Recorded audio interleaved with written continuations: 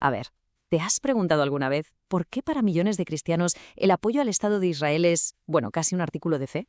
¿O por qué los libros que hablan del fin del mundo se venden como pan caliente? Pues la respuesta a todo eso muchas veces tiene un nombre: dispensacionalismo. Es un sistema teológico que, aunque nació en el siglo XIX, sigue muy vivo. Así que en este explainer vamos a desmenuzarlo para entender qué es y por qué genera tanto polémica. Muy bien, ¿listos? Esta es nuestra hoja de ruta. Primero, vamos a lo básico. ¿Qué es exactamente esto? Después, nos metemos de lleno en tres de los puntos más calientes del debate: la famosa pausa profética, la conexión con Israel en 1948 y el problemón del tercer templo.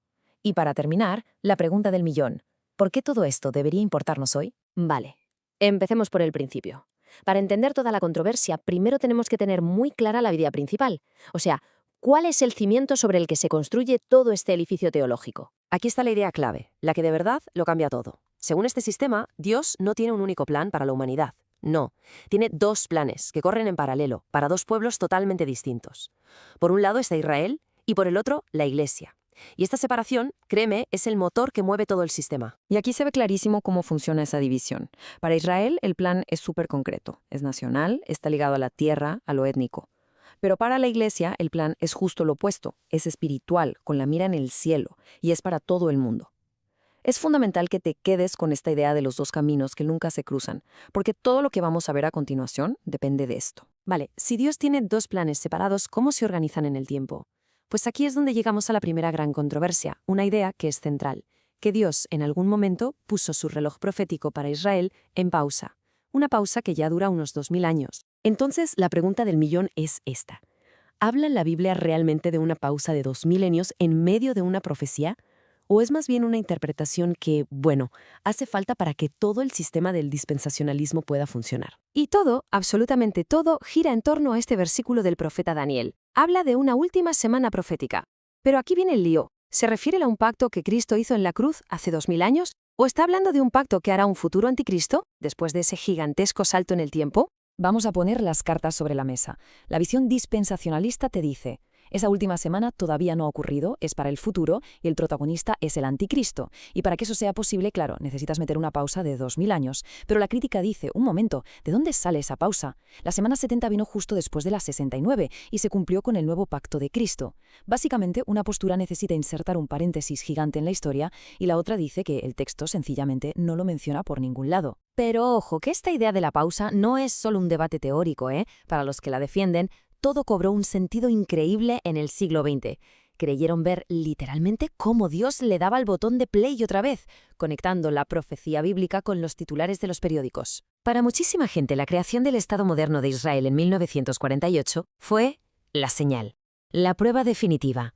El reloj profético volvía a ponerse en marcha. Pero la pregunta que tenemos que hacernos es: ¿de verdad es eso lo que el texto estaba prediciendo? La lógica aquí se agarra a una imagen muy potente: la parábola de la higuera. La interpretación es muy directa. La higuera simboliza a Israel. Por lo tanto, cuando la nación reverdece, o sea, renace en 1948, esa es la señal. Es como ver los primeros brotes en el árbol. Es el pistoletazo de salida para la generación final. Y según esto, el fin está literalmente a la vuelta de la esquina. Pero claro, siempre hay otra cara de la moneda. Los críticos dicen: cuidado, que estás sacando las palabras de Jesús de su contexto original. Argumentan que Jesús le estaba hablando a la gente que tenía delante, a sus discípulos, sobre algo que ellos iban a ver: la destrucción de Jerusalén. Y añaden otro punto clave: el retorno que promete la Biblia está ligado a un arrepentimiento nacional, mientras que el evento de 1948 fue, en esencia, un acto político y secular. Y aquí la trama se complica todavía más, porque para que todo este escenario profético se cumpla, no es suficiente con que exista la nación de Israel.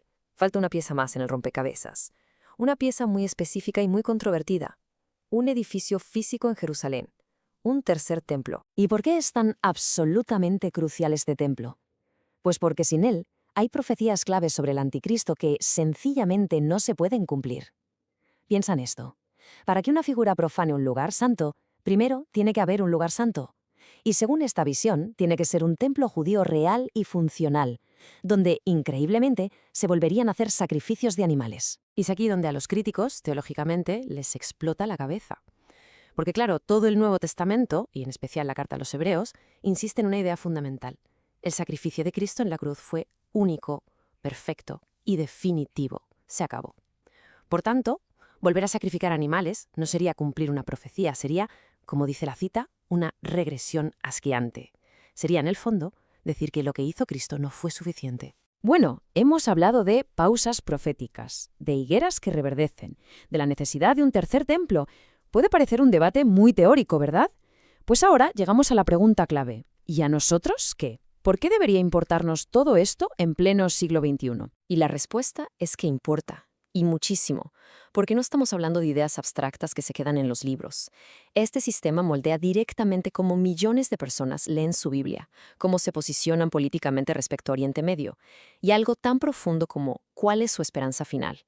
¿Esperan un escape de este mundo o esperan ser parte de su redención? Porque al final de esto va todo.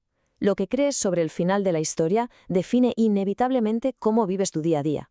Así que la pregunta última no es tanto quién tiene razón en el debate teológico, es una pregunta más personal. ¿La historia que tú crees sobre el mañana te está llevando a desconectarte del mundo de hoy o te impulsa a comprometerte más con él? Ahí lo dejo. Gracias por acompañarnos en este Explainer.